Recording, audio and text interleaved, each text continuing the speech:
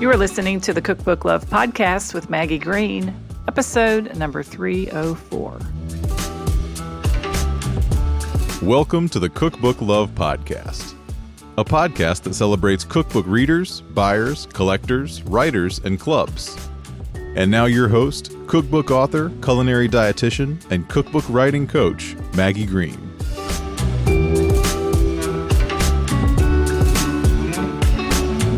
Hi, everybody. Welcome back to another episode of the Cookbook Love Podcast. How is everybody doing today? Happy 4th of July. I hope that you have some fun things planned on this holiday here in the U.S. If you're in the U.S., we are headed over to my sister's house. She lives on a lake, and they have a big 4th of July celebration every year. So we will go to the event. They have a parade. They have games for the kids. They have turtle races, and they have a barbecue dinner. We're going to get to swim in the lake and then fireworks this evening. So I picked a topic today for the podcast that I thought went along with summertime and things that are happening in the food world during the summer, and that is the subject of canning. So today on the podcast, I have an interview with Jennifer Gomes. Jennifer is a master food preserver and author of the Pressure Canning Cookbook. She is also the host of the Perfectly Preserved podcast, and she set out to write a cookbook which she thought was going to be about water bath canning. But the publisher returned and asked her if she would instead like to write a book about pressure canning. So listen in as Jennifer and I discuss pivoting her cookbook concept, writing about the niche topic of canning, the goal of daily consistent habits to promote her book and her podcast, and Jennifer's recommendations for what you might want to buy if you are looking to purchase a pressure canner. So without further delay, let's dive into this interview with Jennifer Gomes. Hi, Jenny. Welcome to the Cookbook Love Podcast. Thanks so much for having me. I'm excited that you're here. Got a very fun topic to talk about, all about pressure canning and your new book that just came out in April. But before we get started, why don't we tell everybody a little bit about who you are and what you do? Thanks so much, Maggie. I'm a mom, a wife, and a master food preserver. I started canning as an adult probably 10 years ago when I was pregnant with my first child, and I probably should have been painting the baby room, but instead I, like many moms, started thinking really seriously, what is this baby going to eat? And that first winter, I recalled the canning times of my youth, canning with my mom and my grandma on our family cattle ranch. And that first winter, when I was very pregnant, I canned probably 100 different jars of applesauce. And then, of course, the joke is on the new mom because the baby's not going to eat that applesauce for at least 6 months, right? But I really cut my teeth on some solid canning information, and then a lot of canning info that felt kind of outdated and not very helpful, and batch sizes that were gigantic and hard to complete while I was while my daughter napped. And then fast forward, I ended up taking a master food preserver course in 2021, I think. And I went all the way to Utah to do that, where they have an incredible program, which is so great. And that's where we are now. I just love canning, and I love sharing it with my audience. Yeah. So tell me a little bit about your mother and your grandmother and the canning experiences that you had growing up, and what that was like, even just like watching them in action. Sure. As I mentioned, I grew up on a cattle ranch at the very tip top of California, and my mom and my grandmother canned a lot of fruit. I would say a ton of fruit that my industrious great grandmother had planted, wild blackberries that grew by the river. And as a kid, my job was to help with the prep. Maybe at the time I didn't know this word, but I was sort of a sous chef, right? I would help with the peeling of the peaches, the hauling the pits outside, dumping them over the fence. I helped with a lot of the cleanup, and of course, picking the blackberries. That was a lot of fun and so much imaginative play as a kid, Right. Imagining what's in the vines. And that was just as a kid, I remember it feeling fun, but also my mom had the philosophy of, if I'm going to dirty up the kitchen and get the house kind of hot and take the time to do it, we are going to can a lot. And that's that's her philosophy with lots of things, right? Which is great. And many canners have that philosophy. So when I was an adult canning, I just noticed there was a ton of recipes that were gigantic or just really kind of a large project that would take multiple hours. And there are, a small number of canners now in the canning space writing about small batch canning, but there certainly was not very many of them. So that was an interesting thing to reflect on. There was just tons of information for how to can bushels and bushels of peaches, but not how do I make just one little batch of jam. Yeah. So did they do pressure canning and water bath canning both? So because we were are cattle ranchers of the modern age, all the cattle ranching families I know are chest freezer people. And so because of that, because when you're butchering, you have a whole beef to put up. It was just an efficient way to preserve. We were chest freezer people. When I met my now husband, he was my cute boyfriend who was a hunting and fishing enthusiast.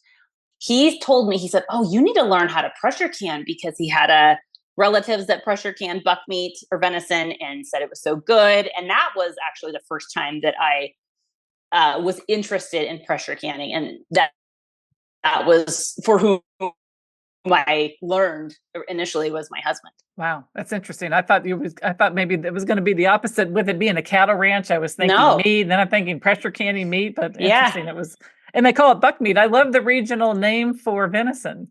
Yeah. My husband, no one here where we live calls it venison. It's always referred to as buck meat, and that's just a colloquialism, obviously.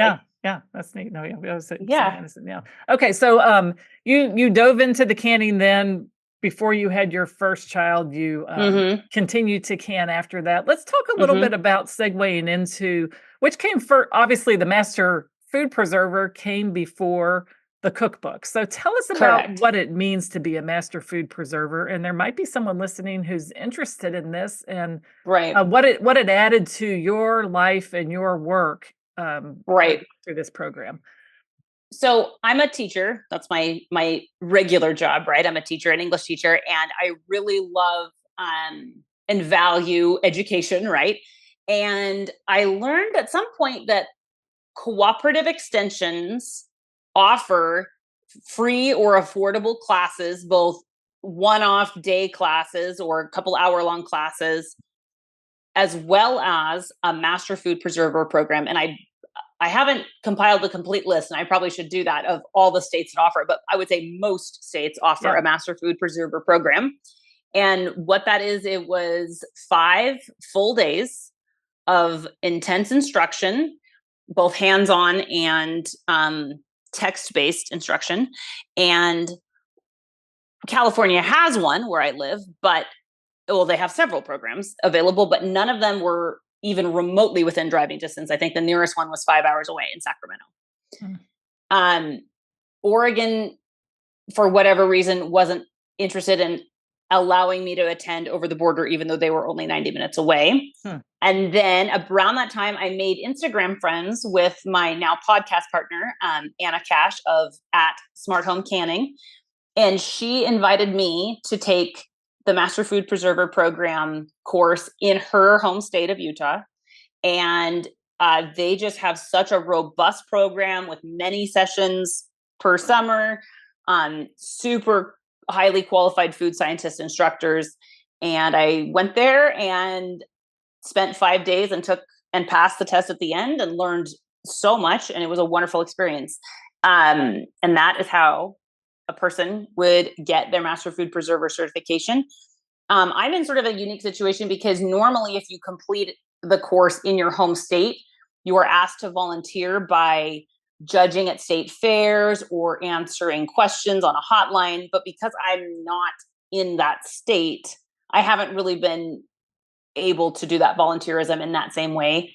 But that is how you get it. You contact your local cooperative extension office. Yeah. Yeah. Here in Kentucky, University of Kentucky is a land grant university. We have a big cooperative extension, and every county has extension offices, and the classes are offered there. I don't know, the master preserving class, though, is probably not offered in every county. You probably have to go to Louisville or Lexington or maybe here in Northern Kentucky, but it's a wonderful thing. And tell us about the differences then between pressure canning and water bath canning, because there's a big difference between them. And I think it's something that you would definitely want people to know if they're going to head into starting to preserve their food through canning.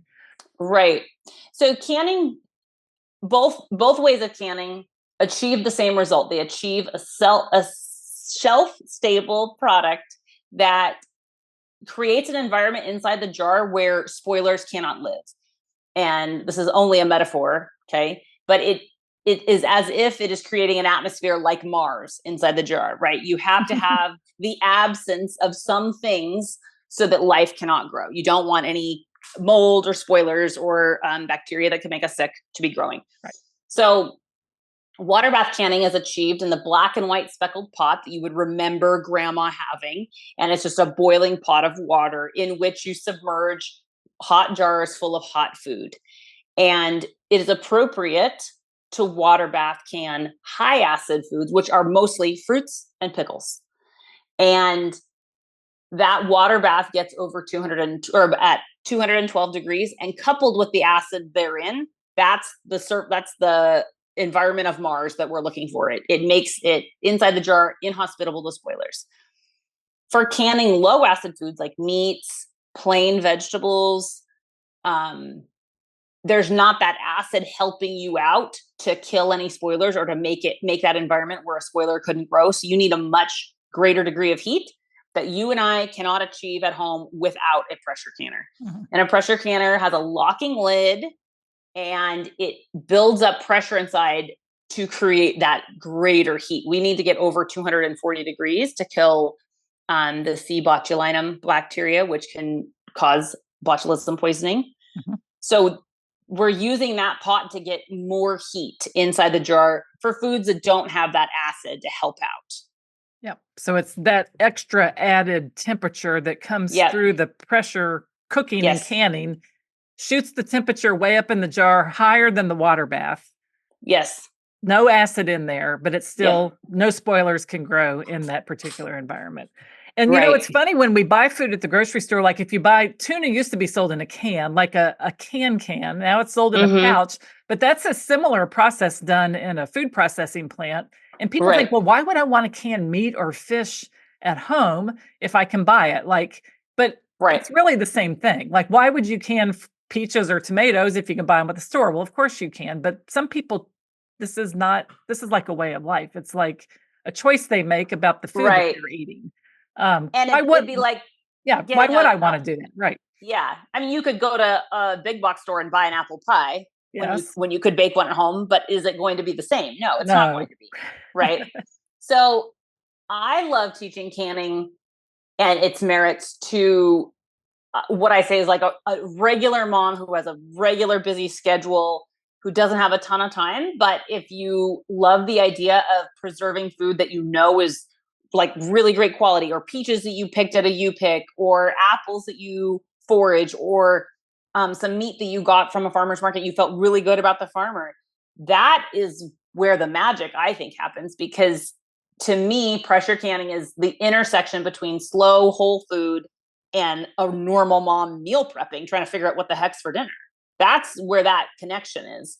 And I think it can be a super valuable time-saving meal prep tool for a person just getting kids to supper time and getting everybody to bed. Right. I think that's where the magic is. Yeah, definitely. You have it ready. I mean, you just go open the can and why would you recommend someone maybe choose this type of food preservation over freezing?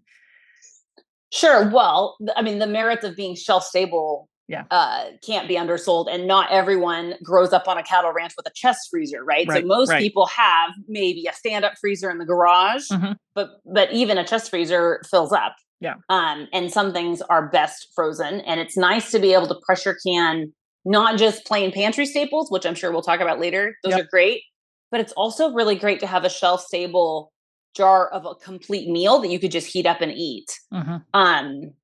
So that to me is the benefit. It's just, you're not limited by the freezer space, and some foods can only be frozen, and in the same vein, some don't freeze very well. Yeah.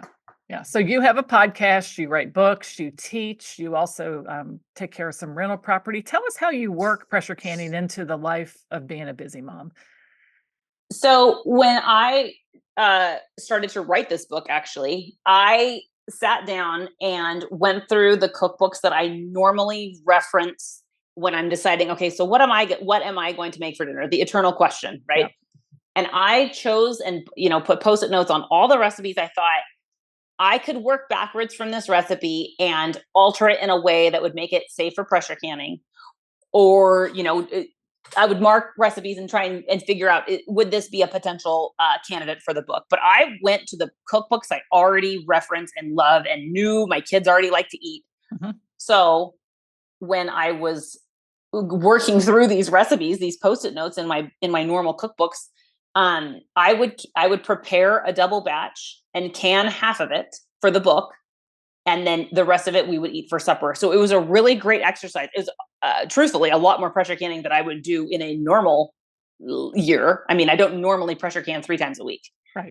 But to write the book, I had to. Right. What was the benefit of that, though, other than the book? I bet because you had all of a sudden you had, like, if you did a batch of soup, let's say you ate half, you pressure canned half. The part that you pressure canned is available for another meal down the road. Right. And what ended up happening, and since this is such a unique podcast, right, we're talking about writing books and yes, 100%, cooking. 100%.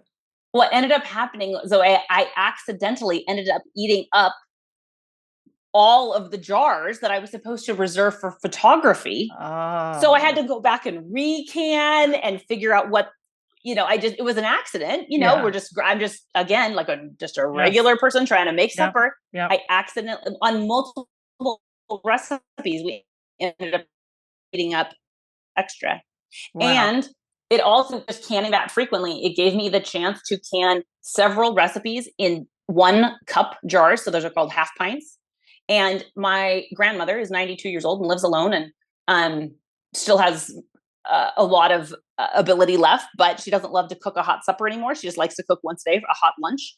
So I was canning little jars and reserving those for her so she could have just 1 cup of soup. She wouldn't have to think about putting it in the refrigerator, labeling it, remembering when she opened it, just eat it and be done. Yeah. So I ended up giving a lot to her for that. Nice. So for the book, it sounds like you were pressure canning 3 times a week. What kind of a schedule are you on now that you're out of book writing mode when it comes to pressure canning? Well, truthfully, I did have to take a big brain break. I mean, well, we'll just give you a pass because you just finished the book. But let's say you get back into it and someone wants to maybe kind of model what you do to see if they can work this into their life. What do you recommend?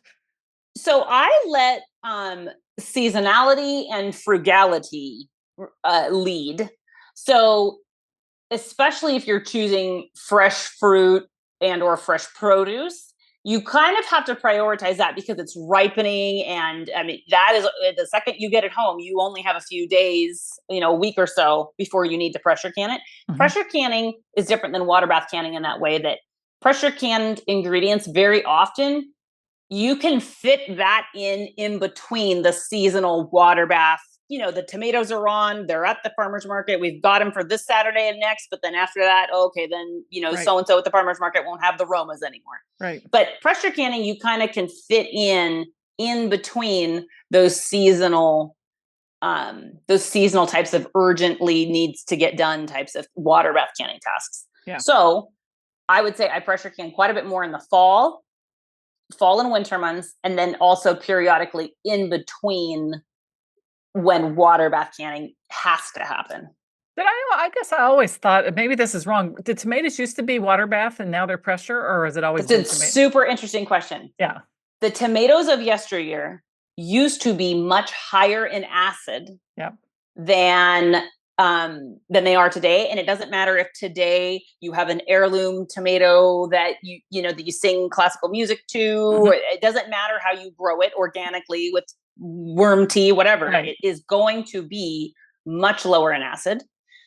And that means that for safe water bath canning of tomato recipes, there has to be an addition of an acidifying ingredient like Yep. citric acid, lemon juice, or vinegar. Okay. So and if you make a salsa or a ketchup or something like that, right? You are going to, yeah. And this is a quick tip for anyone who's canning. If you're not sure if the recipe you're using is canning safe, especially if it's a tomato recipe, you can Google that type of recipe, like a salsa recipe plus the search term cooperative extension, and compare the two recipes. And I have had so many podcast listeners tell me that their grandma's recipe was from the Ball Canning book or from a cooperative extension recipe. Mm-hmm. Mm-hmm.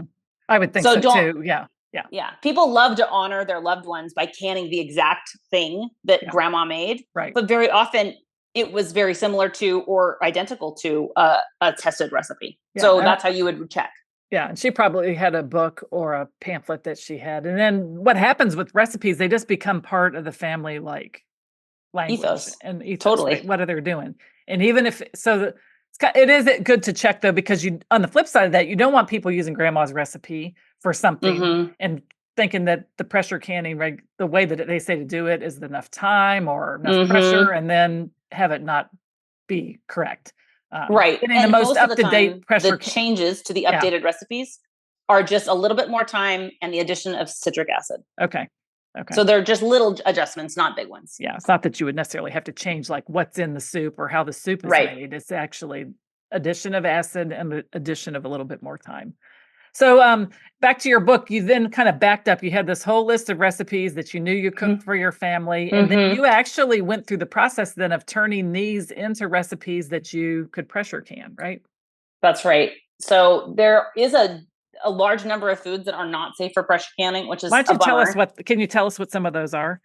Yes. So pressure canning is not appropriate for dairy or grains, which is a bummer for people who love a good creamy potato soup. Or a cheesy broccoli, but that helped really edit down the number and types of recipes that I could test and make sure were safe for pressure canning. But I did work backwards from what does my family already like to eat, and then go from there and just assure that all the ingredients therein were appropriate for pressure canning. So give us some examples of some kinds of things that are in the book. Right. That, people maybe aren't even really sure what they can pressure can. Sure. So I do, of course, have several basics that I think are really, they can be superstars of your pantry shelf. The most notable, I think, is bone broth. That's just super popular right now. It's all over social media for good reason. It's a really flavorful and nutritious ingredient. It's not fast. So I'll be the first to say it takes a little bit of time to roast bones with your vegetable scraps, simmer it for several hours, strain, and then pressure can. That takes time, but the result is a super, super nutritional powerhouse. It's really great on your tummy. If you have an upset stomach, you can cook your rice in it. There's 1,000 things you can do with it. And that, I think, is one amazing ingredient that would be time well spent. And then I just love the recipes that I was able to include that were just things that my kids want to eat for supper, including there's a navy bean chicken chili, which is really good. And you can spice it up by adding spicier peppers or make it really, really mild if you have mild eaters in the house. My husband's family is Portuguese, and they for years have been talking about a recipe that their grandma made. And I was able to make it's not the same recipe, but it is a good recipe for vina de alos Portuguese pork. And that's pork shoulder with wine and apple cider vinegar. And it is really, really good. And it was my favorite to grab and go for my lunch at school as a teacher. Yeah. And that was actually one of the ones that I ended up eating all of. I should have reserved a jar for pictures. There's also a good recipe for sloppy joes. That's like a tomato base with ground beef inside.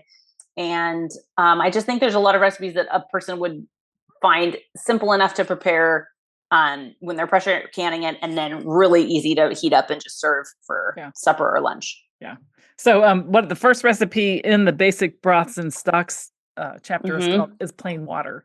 Tell us why you would include plain water and what that does for people in terms of like learning to pressure can. That's a great question. It did feel silly putting that in some ways, because of course that's not much of a recipe. But there's a lot of trepidation, I think, surrounding pressure canners and a ton of rural legends, let's say, maybe not urban legends, but a lot of legends about, oh, I know someone and they had their pressure canner blow up. And whenever people ask me this, I ask, so tell me more. What happened? Tell me, explain. And many, many, many times, the problem was that they did not follow the directions included with the manufacturer.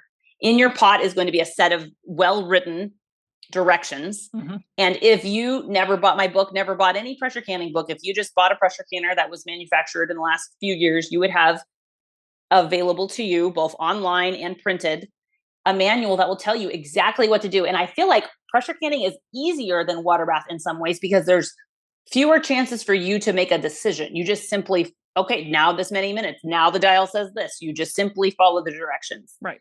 So yeah. I included the plain water because I think it's a great test run. Like, you're not thinking about cooking. You're not thinking about if Safety. the food's the right thing. You're just getting it in the jars and just learning how your pressure canner sounds, the little rhythmic rocking. Yeah. You're just getting used to the process. And then you can have jars safe for if the power goes out. Yeah. Water. And if you're in a place that doesn't have potable water, is this a way to make the water safe to drink, or do you know? Yes, you should start with, I would definitely start with the cleanest water you have available. That's right.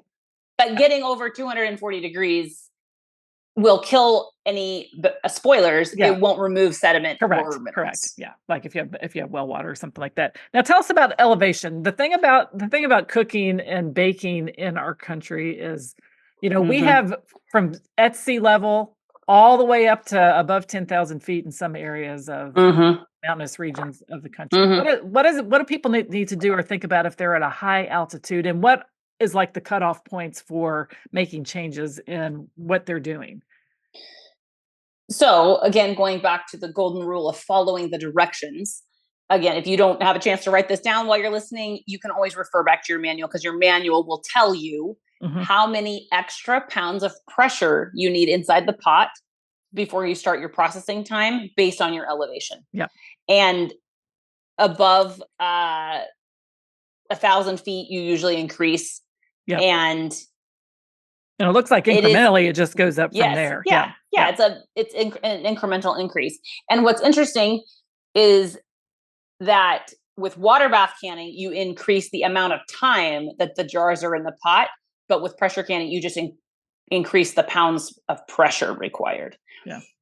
There's a type of water bath canning, not a type. It is a tool for water bath canning called an atmospheric steam canner, which I personally love.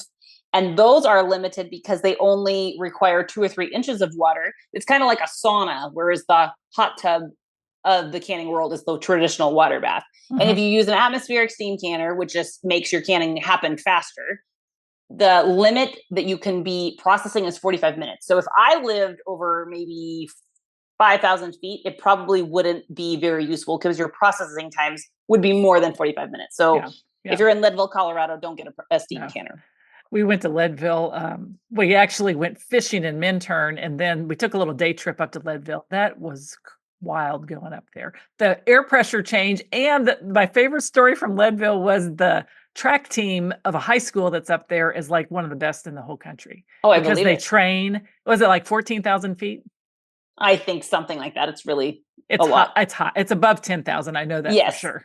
And gosh, it was so clear up there, and it was dry, like humidity was low. It was the most interesting place I have ever been because of the conditions. But when those students come down off that mountain and they're like running against the kids, even in Denver, or maybe even in other parts of Colorado that are less, they're just blowing them away because they're so superstars. conditioned. I believe it. Yeah. So anyway, it's funny you mentioned Leadville. There's a really neat clothing store there too that makes all their own handmade, but large quantities of handmade clothes, dresses. Incredible. It was really an amazing place. Okay, so back to pressure canning. Let's talk a little bit about myths about pressure canning. Oh. And maybe hit on a few of the ones that are, since you have a pressure canning podcast, we're going to let you share that. You have a canning I should say it's a preserving podcast, right? It is a preserving podcast. Food preservation, this is just one segment of food preservation. But what are some of the myths that are out there about pressure canning, other than the one that the pressure canners blow up? What would you want people to know is important to pay attention to? Like what are like the real, golden rules of pressure canning, and what are some of the myths? Yeah. So I hear very often that people are afraid to pressure can because they don't want to kill their family, which is strange because pressure canning ensures that the food inside has no potential to grow any kind of spoiler. It is a mistake to think I'm just going to stick with water bath canning, and because I saw a YouTube video of people water bath canning stew, I don't want to take out this dangerous pressure canner. That's a misplaced fear. It's true that botulism poisoning is very rare. However, if you were to suffer from it, it is very, very serious. It is not something you can just take an antibiotic for and then go on about your day. It is very serious. I wouldn't wish that on anybody. Right. So I think the biggest myth is that pressure canning is dangerous and it's safer to water bath can. That's not necessarily the case at all. And I think there's also a myth that it's really hard. I am a person that doesn't have a whole lot of bandwidth for multi-step things. Like I don't routinely cook beef Wellington for supper, right? I don't really love things that take a lot of time. Yeah. That said, there's lots of pressure canning recipes that are pretty simple, and I tried to arrange them in such a way in the book that the simple stuff was in the beginning, so that both the cooking and the cooking would be simple, so that assembling it would be your focus. So I think that's another myth. And I think one other tip, this is kind of a cooking related tip for pressure canning success. So when you're pressure canning meat, you have an option very often with meat and with red meat and poultry. You often have the option of putting it raw into the jar and putting the lid on and pressure canning it like that. And that is called raw pack, or pre-browning your meat or your ingredients together first and then canning it. So that's called hot pack. And you might think that raw pack is better because it's faster. But at the Master Food Preserver course, I taste tested tons of different recipes. We had a long table, and on one side was all the recipes that were raw packed, and on the other were all the recipes that were hot packed. And without exception, the hot pack had better color, flavor, texture, held its shape, looked like the thing it was supposed to look like. It was so much better. I can't ever think of a time that I would choose raw pack unless I was canning it for babies to eat, in which case mushier is better. Yeah. Yeah. Interesting. So I would take the time to pre-brown if your recipe gives you an option. And most of the time you have that option with red meat and poultry. You have the option. I would take the time every time because it looks and tastes so much better. I think it's the same thing with a slow cooker. Pre-browning the food before it goes into a slow cooker, and you clamp that lid down, and it's like everything's like steaming in there. It's so much better flavor and color when you pre-brown for a slow cooker. Right. And I suspect it's probably some of the same kind of principles, because protein, when you cook it, it shrinks and loses moisture and gets firm. And if it's doing that in the jar before, you haven't even cooked it yet, I would think that it just looks like, all the stuff that kind of comes out of meat too when you cook it, like chicken, maybe the white part and stuff, it would just come out into the jar. It does. And that was truthfully my chief concern when I accepted this job of writing a pressure canning cookbook. I thought, how will I make all this look good? It's all going to be brown and mushy looking. Yeah. Yeah. And brown mushy food is hard to photograph. Oh yeah, I mean, aren't there memes about? It's not hard to photograph, and all you have to do is take the picture. But what you try to make it look appetizing, and because we're going to eat with our eyes when we look at your book. Right. I remember reading a meme about canning or about photographing beef stroganoff or something. I mean, you can't pressure can that, but it just really stuck in my mind. I was really worried about it from the very beginning. Yeah, yeah. So that's interesting about the raw pack versus the hot pack. All right, so let's talk a little bit about your book and the actual process of writing a book. It sounds like you cooked for your family, you canned, you started writing things, then you're like, oh shoot, I didn't really save that for photos, so you're having to go back and do it again. But Tell us about the publishing process and how this worked out for you, because it sounds like you were canning on doing a lot of work before you even like dove into the book, which is probably not unusual. People tend to live their books a lot before they actually get them out there. Sure. So I wrote a water bath canning book, and I was excited about it. And I had got an agent, and um, it isn't all that surprising that the publishers that she approached had already on their shelf water bath canning books. Is a lot more popular, a lot more common, I would say, method of canning. And one publisher said, "We like this book, but we already have a water bath canning book. Could this author write a pressure canning book?" Yeah. And I had to really think, what will I be adding? What will I add to the canon of literature out there? What will I be adding? Yeah. That is my message, or what is my contribution going to be?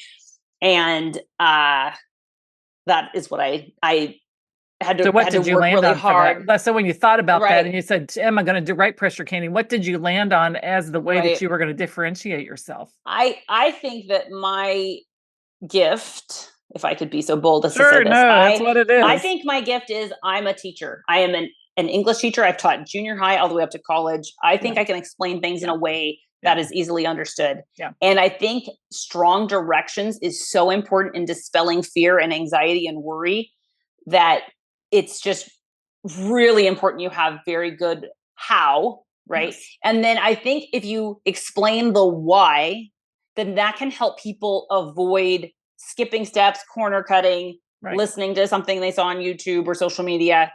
If you explain the how and the why really well, Yeah, then the recipe part is going to be a lot more successful. yeah, So that was what I decided was going to be my contribution. I had to work really hard, and I'm proud of the effort I put in to yeah. write really great beginner friendly instructions. Yeah, and I think it's interesting as cookbook writers and, people who are really trying to promote the work that they're doing, that we're sometimes so afraid to, like, really toot our own horn or really Mhm. embody what we really are good at.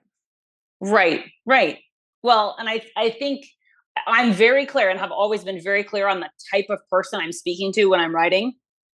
And I love to help that person who wants to cook more for their families or have more homemade foods, but doesn't really know how to can because their mom was, I mean, in the 80s, probably, right? Going to Uh, work and trying to, yeah, might not have even been exposed to canning. probably Right, wasn't, like, they're one generation removed from the process. And I right, love to be that middle person to reintroduce and then try and make it fit into a modern life. right. That's my So favorite thing. you're probably talking to people that are at the beginning of their canning journey, not as familiar with it. They need to know about everything Sure. from equipment to um, working it into their schedule, and then Hmm. safe tips. And then what kind of results people get? Like what's the big wow thing when people like realize that this is something they can do? This is approachable. I can get this equipment, and I mean, like, Right. what's some of the life changing things that you have heard happen as a result of It's pressure canning?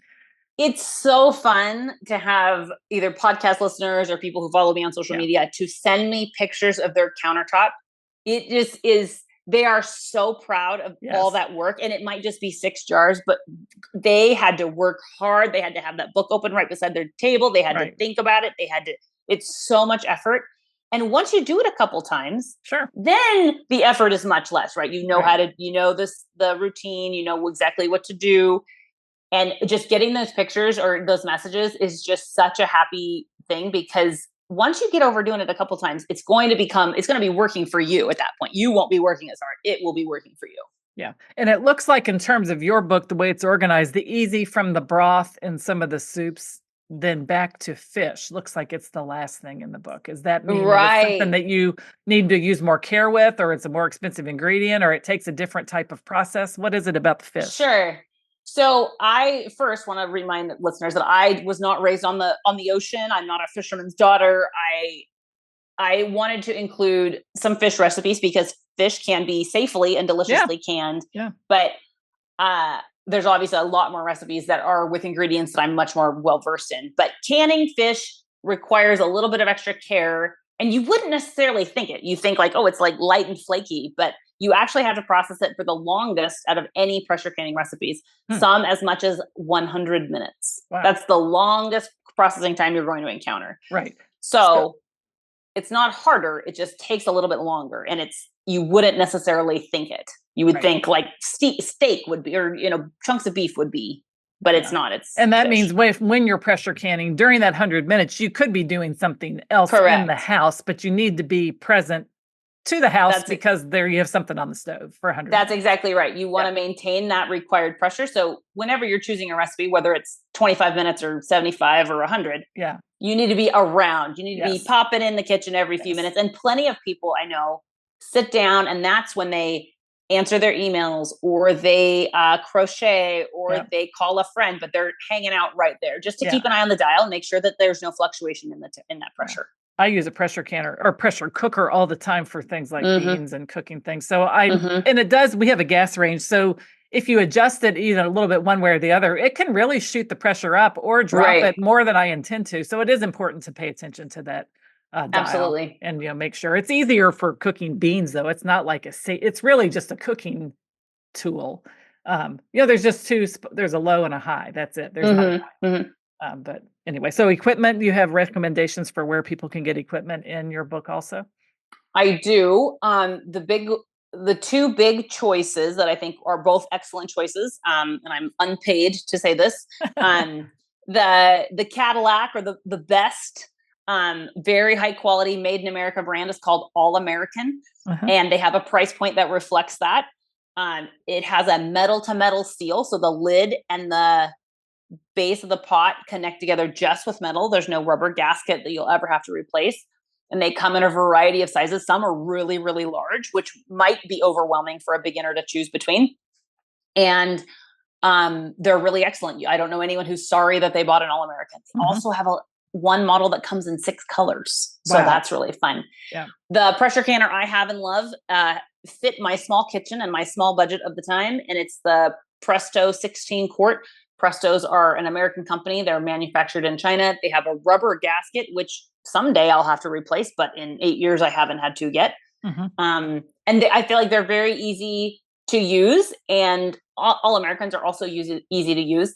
But I think the price point makes the diving into this new process a little bit easier for some people to, okay, I am going to spend $110, not $300 or $400. Right. So what are some trends lately in this whole area of food preservation and canning? What are you seeing? The trends in food preservation, I think freeze drying is having a major moment. That's interesting. You can buy a freeze dryer for between $3,000 to $5,000, and they're about the size of a washing machine. Wow. So it's a big step, but that is like a total craze. Some people are really loving using freeze drying, and freeze drying is how you would preserve the things that you cannot can. Yeah. You can freeze dry nearly everything. Yeah. And freeze dry it well, indefinitely, for years and years and years. Yeah. So that is a trend, I think. And then, in terms of pressure canning, bone broth, it's the darling. Everybody you want to buy it, you want to drink it, you want to turn it into hot cocoa. People are using bone broth for things I would have never, ever thought of. Using it as a base for gelatin gummies. They're using it in all kinds of recipes. And it is such a superstar ingredient that I think you can cut your teeth and learn a lot about pressure canning if you only made bone broth. You still would learn a ton. Yeah, very interesting. So as a cookbook author, now you're on a journey of marketing your cookbook, talking about your cookbook. One of the reasons you're here on the show, what has been proven to be successful for you in terms of working in your time to do this in the midst of your teaching and raising your family? And I think that people that are listening that want to embark on this or have written a cookbook are always open to your tips for being a promoter of your book. Sure. So once I agreed to write this pressure canning book, I called up my canning friend that I had met on Instagram, who had invited me to take the master preserver. Her name's Anna Cash of Smart Home Canning. I said, do you want to start a canning podcast? And I swear to you, she said, yeah, sure. Didn't even think about it. Just absolutely. And we both have that attitude about life, just very willing to do the thing and figure out the details as you go. And that's exactly what we've done. And it's been such a fun project. Yeah. We outsourced the editing because we've been on the blogging game long enough to know that was something we could learn, but did not want to learn. And we've just had so much fun sharing canning. We never run out of topics. We always have something fun to talk about. And it's been a really fun way, I think, to grow both of our brands and this unique combination of the two. And it's just so fun to talk about a thing that you love, right? It's a blast. No, 100%. And then in terms of writing, when I'm teaching, I teach part-time English for my community college. I say to treat writing the way you would exercise, because plenty of young people were on sports teams and they understand it's painful to run that first mile after practice, or it's painful to run those sprints, or it's drudgery to do the drills. But unfortunately, it's a very effective way to get results. And I try very hard to write daily and or work on promoting my podcast and or book daily, just because it is like exercise. And as much as we hate exercise, we all know we should. We all know if you just take the walk every day, then it'll be easier every time you do it. Yeah. So that's amazing. You said it's a very effective way to get results. It is. I think it's really easier to do something every day than try to pick 2 days a week I'm going to do it. Oh, to me personally, it's a useless endeavor if it's not every day. Yeah. Now, I will make a caveat there. I love to make Sundays different. I do. It's just the day that my husband and I like, and even when we had kids, it just always was different on Sunday. We would take a drive or we'd have breakfast. It just was different. But 6 days a week, it's easier for me to do something every single one of those days than to pick just 1 or 2 days to do it. And if your schedule isn't set up in that way, I think every day that you take your kids to daycare, then you sit down and write the second you get in the door. Or every day that you have exercise class, then you write right when you get home. Any way that you can build those routines in. I'm a big fan of Atomic Habits by James Clear. Yeah. I think just the more you can do it, the faster you'll get results, and the faster it'll feel like, oh, I am actually writing this book. This is actually, 50,000 words. No, 100%. Yeah. You just focus on it and it grows. I mean, when you focus and spend time on something, it grows. I think the NaNoWriMo is such a fascinating experiment. NaNoWriMo stands for National Novel Writing Month, right? And I use NaNoWriMo to write my water bath canning book that is unpublished. But because I felt like I'm going to write every single day, and I'm going to put in that little dashboard they have of the number of words I wrote. It was a very powerful routine builder for me.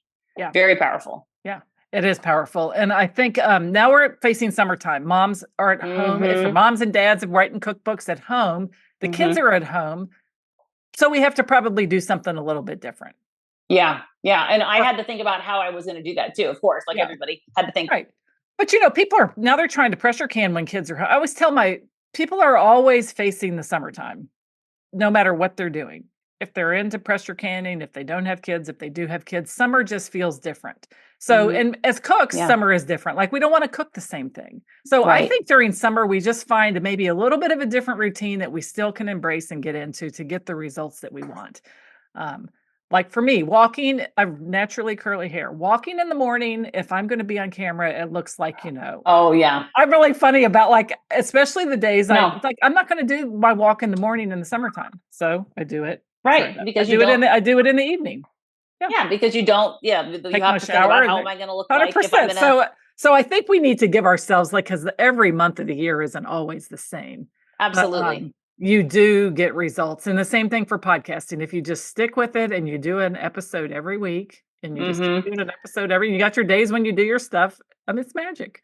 Right. If you tell yourself you are a writer, writers write. So you may not have to write every single day, but you are going to try to write every day. You're going to try to write every single day. And if you missed yesterday, you are going to write today. Right. And podcasters podcast and cooks cook. Try and people fit it in. Right. So it can't be on the back burner. That's an apt metaphor. Yeah. So as we're starting to wrap up, I always love to ask my guests if you have a favorite cookbook that you love to use for you or your family. Tell us about that and what that book is. I love Canning for a New Generation by Leona Krisoff. It was a water bath canning book. That was the first book I bought for myself when I was interested in water bath canning. And she is a both wonderful cookbook writer and just an excellent writer. The blurbs at the beginning of each recipe not only encourage you to try the recipe, it gives ideas for how to prepare it and what would you eat with it and why it's so delicious. And she just is so good. both my podcast partner, Anna, and I have had that book, and we've each have purchased duplicates because the first got misplaced. And we thought, well, we can't be without this book. We have to immediately order another one. So I think we each now still have 2 copies of it because it is such an invaluable, it's such a great cookbook. So many good, delicious recipes and great instruction. Isn't it fun now, though, to be in the same space as Leona?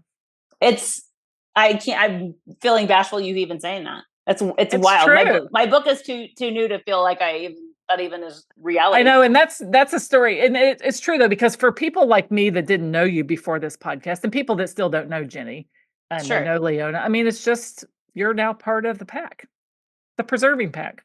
Right. Well, I'm honored to be here, and I hope that I can exactly. No, so you do add a lot of value, and I think your podcast is probably a perfect example of that. So why don't you tell everybody a little bit of how they can connect with you wherever you are on social media, and tell them about your podcast.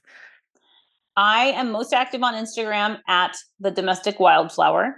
Okay. And my podcast is called Perfectly Preserved, and we have over 85 episodes now. It's bingeable. If you're brand new, scroll to the very bottom and just start at episode 1, and we'll get you all started with easy peasy water bath canning steps. And by, I think, episode 10, we talk about pressure canning. Wonderful. And my blog, which has lots of canning and homemade foods and crafts, is thedomesticwildflower.com. Very good. Well, I can't thank you enough, Jenny, for coming on the show. It always is a joy for me to meet new cookbook authors who are passionate about the topic that they are writing about. To me, that's what makes the difference. There could be 1,000 canning books out there, but everybody has their own little way of bringing joy to the topic. And you definitely do for pressure canning. And I'm a pressure cooker, so it makes me want to get a pressure canner now. Oh, I'm so glad to hear that. It's so fun for me to share with newbies. I love it. And I got to tell you, there's a store in Ohio, in Kinman, Ohio, called Lehman's. Have you ever heard of this store? Have you heard of it? Is there one location, or they have more locations? They have a robust website, and it's the kind of place you would shop at if you need to buy 1,000 canning lids. So I think though it would be, I love to take car-like road trips. I thought it'd be fun to go to Kinman, go to Lehman's. And if we go, that's where I'm going to have to buy my pressure canner, because I'm sure they have them for sale there. And I probably can look at the different kinds. They have every kind, every color, every size. It would be a mecca. Yes. So I'll report back on that if I go please to do. Lehman's and get my pressure. I say, Warren, what do you want to do one weekend this summer? Because we just graduated our youngest son from college. He's like working on his own. So I'm like, okay, maybe we'll go to Lehman's. I don't know if that's exactly what he had in mind, but that's what he gets for marrying somebody who cooks and talks about cookbooks. All right. Very good. Well, it's so great to meet you. And thank you so much for coming on the show. We wish you nothing but the best of luck, and have a great time promoting your book and talking all about the Pressure Canning Cookbook, step-by-step recipes for pantry staples, gut healing broths, meat, fish, and more. Thank you so much. Thank you so much for joining us today for this episode of the Cookbook Love Podcast. Again, all the links can be found in the show notes at www.cookbooklove.co. And if you are interested in writing a cookbook of your own, please check out the free cookbook writing masterclass called How to Get Paid to Write a Cookbook. It is designed specifically for food or nutrition experts, and you can check that out at www.cookbookwritersacademy.com/free. So that's it for today's episode of the Cookbook Love Podcast. This is your host, Maggie Green. And until next time, have a great day and keep loving your cookbooks. Thanks for listening to the Cookbook Love Podcast. You can find out more information at www.cookbooklove.co.